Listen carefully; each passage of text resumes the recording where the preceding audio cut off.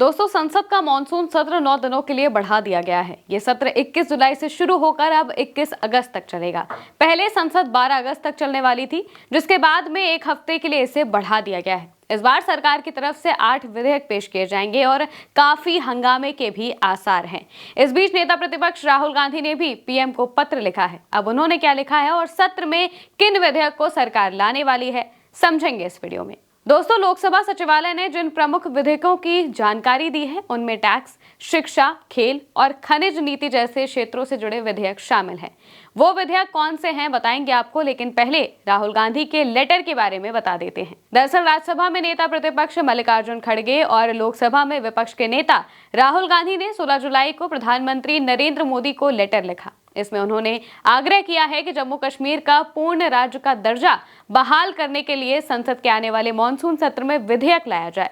उन्होंने ये भी मांग उठाई है कि सरकार केंद्र शासित प्रदेश लद्दाख को संविधान की 6ठी अनुसूची के तहत शामिल करने के लिए भी विधेयक लाए, जिसकी मांग लद्दाख की जनता कई वक्त से कर रही है। वहीं सरकार 8 नए बिल ला रही है, जिन्हें पारित कराने की कोशिश होगी। इनमें national sports governance bill 2025, national anti doping संशोधन बिल 2025, माइंस एंड मिनरल संशोधन bill 2025, geo heritage site and georelics preservation and maintenance bill 2025, IIM संशोधन बिल 2025, मणिपुर जीएसटी संशोधन बिल 2025, टैक्सेशन संशोधन बिल 2025 और जन विश्वास संशोधन बिल शामिल है। इनके अलावा 8 बिल लंबित भी हैं, जिन्हें सरकार पारित कराने की कोशिश करेगी। इनमें income tax bill 2025, Indian porters bill, Goa में अनुसूचित जनजातियों के विधानसभा क्षेत्रों में पुनः प्रतिनिधित्व निर्धारण विधेयक 2024, मर्चेंट शिपिंग विधेयक 2024, भारतीय बंदरगाह विधेयक 2025 और आयकर विधेयक 2025 को पारित कराने के लिए पेश किया जाएगा। संसद की विधायी शाखा के मुताबिक इस बार सभी सांसदों को मेंबर्स पोर्टल के माध्यम से ही समन और सूचनाएं भेजी गई हैं।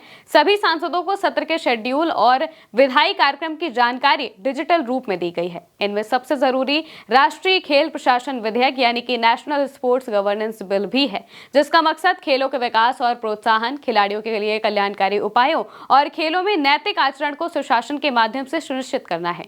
ये विधेयक खेल महासंघों के प्रशासन के लिए ऐसी संस्थागत क्षमता और विवेकपूर्ण मानक स्थापित करने का प्रस्ताव करता है, जो ओलंपिक और खेल आंदोलन के बुनियादी सार्वभौमिक सिद्धांतों, ओलंपिक चार्टर और पैरा ओलंपिक चार्टर, अंतर्राष्ट्रीय सर्वोत्तम प्रथाओं और स्थापित कानूनी मानकों पर आधारित होगा। साथ ही ये खेल संबंधी शिकायतों और विवादों के समाधान के लिए भी एकीकृत और न्याय संगत के साथ ही प्रभावी उपायों की स्थापना का भी प्रावधान करता है।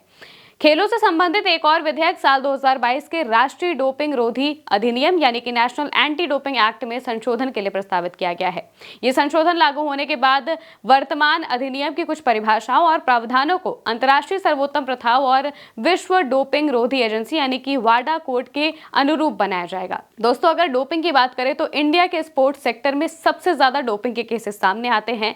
छोटी सी उम्र में ही यानी कि स्टेट लेवल में ही बच्चे डोपिंग का शिकार हो जाते हैं, अलग अलग सप्लीमेंट्स लेने लगते हैं अपने शरीर को अपने गेम के तरह बनाने के लिए। इस वजह से ही अब इसमें संशोधन किया जाएगा, जिससे ये जो डोपिंग की पूरी प्रक्रिया है इसे और कठिन किया जा सके। साथ ही ये राष्ट्रीय डोपिंग रोधी अपील पैनल की संस्थागत और संचालन संबंधी स्वतंत्रता सुनिश्चित करने का भी प्रावधान करेगा। दूसरे 4 विधेयकों में ये भी शामिल है कि मणिपुर माल और सेवा कर संशोधन बिल, ये एक अध्यादेश को विधेयक द्वारा प्रतिस्थापित यानी कि रिप्लेस करने के लिए लाया गया है। जन विश्वास प्रावधानों में संशोधन विधेयक, इसका मकसद है ईज ऑफ डूइंग बिजनेस यानी कि कारोबार करने में आसानी और ईज ऑफ लिविंग, जीवन को सरल बनाने को बढ़ावा देना। भारतीय प्रबंधन संस्थान संशोधन विधेयक, ये विधेयक आईआईएम गुवाहाटी को अधिनियम की अनुसूची में शामिल करने के लिए लाया गया है। कराधान कानून संशोधन विधेयक, ये टैक्स कानूनों में कुछ विशेष संशोधनों का प्रस्ताव करता है। अब देखना होगा कि इस बार के संसद सत्र में क्या कुछ हंगामे होने वाले हैं। फिलहाल के लिए मेरे साथ इतना ही। आप देखते रहिए उल्टा चश्मा यूसी।